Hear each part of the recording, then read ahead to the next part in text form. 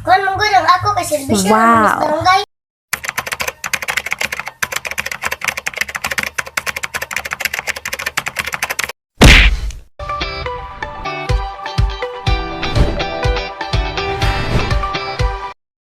Sean, ayaw ko kalinte!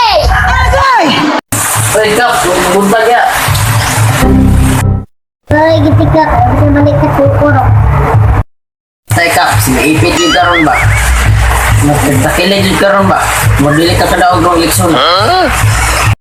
Kadaog, ano naman? Manod Kap, sagdan ka. Sige, Kuan manod Kap, kung pagawas yung kwarta. Kapit sa itong barangay. Sus, ginoo! Tag-50 pa! 50. Sus, Kap, nya sa bikas, ipalabuan mo ka. Kapit sa pikan. 50. 350? Hindi ka, boy. Sanay mong 50 piso, pagti mo sa kilong bugas, di ka palit na. Angat! Kuan mong gudang ako kay serbisyo naman sa barangay. Serbisyo lagi, Kap. Pero ang mga tao karon nugasay dako. Adto man jud na.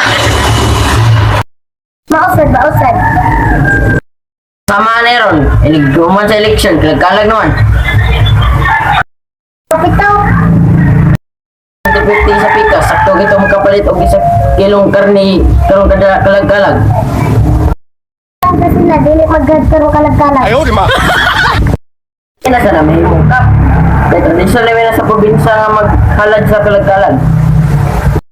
Mausad. Ako pa lang mo Kap, katong mga hangit ng imo kay Baligya. Unang gan mo imong tagsinginta. Mga tao na, dili ko sila Sa kwarta ron ka poy, kabalo na ba kasi mga tao karon? Ako dungo yung consulted sa pikas ka pa. Mas maayo po kuno ang mga bayo. Nagko pa mo na kinatagan.